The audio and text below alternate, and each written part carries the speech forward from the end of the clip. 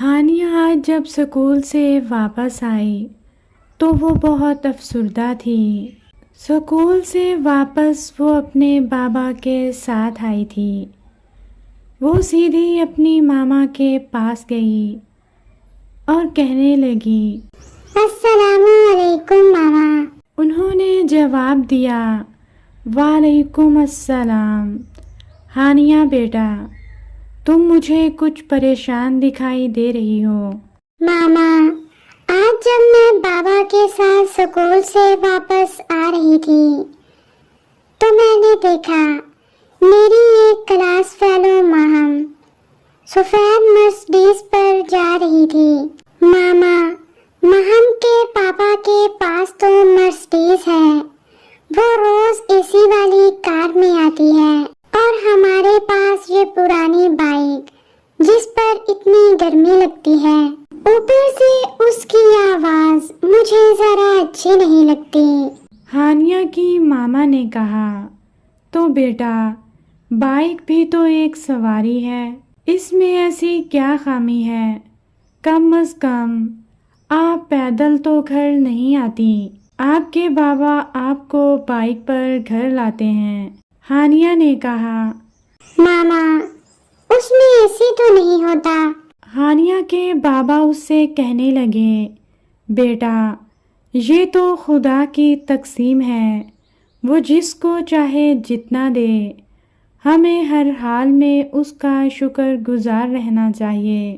ہانیہ پھر کہنے لگی، تو بابا، اللہ تعالیٰ ہمیں مرسڈیز کیوں نہیں دیتے؟ ہمارا گھر ساتھ والے انکل کے گھر جتنا بڑا کیوں نہیں ہے؟ اللہ تعالیٰ ہر چیز دوسروں کو کیوں دیتے ہیں؟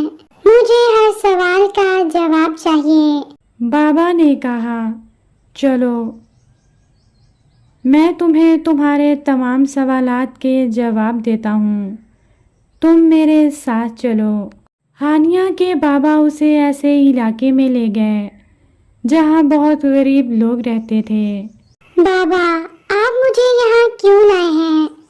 مجھے تو پہلے ہی اتنی پیاس لگ رہی ہے، اوپر سے اتنی دھوپ۔ بیٹا ان بچوں کو دیکھو، ان بچوں کے پاس 2 وقت کا کھانا بھی نہیں ہوتا۔ میری نظر 7 بنی جھگیوں پر گئی۔ بابا نے اپنی بات جاری رکھی، ہانیہ بیٹا، کیا ان بچوں کا دل نہیں کرتا کہ وہ بھی اسکول جائیں؟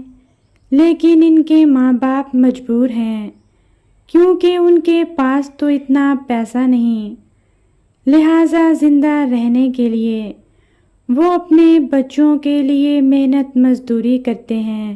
آپ اگر اپنے سے اوپر لوگوں پر نگاہ ڈالو گی تو اپنا آپ ہمیشہ چھوٹا لگے گا، لیکن اپنے سے نیچے دیکھو تو اپنا آپ بہت بلند نظر آئے گا۔ اگر اللہ تعالیٰ نے آپ کو مکمل بنایا، گھر دیا، اچھا کھانا پینا دیا، تو اس پر شکر ادا کرو، نہ کہ خدا کی تقسیم پر ناشکری کرو۔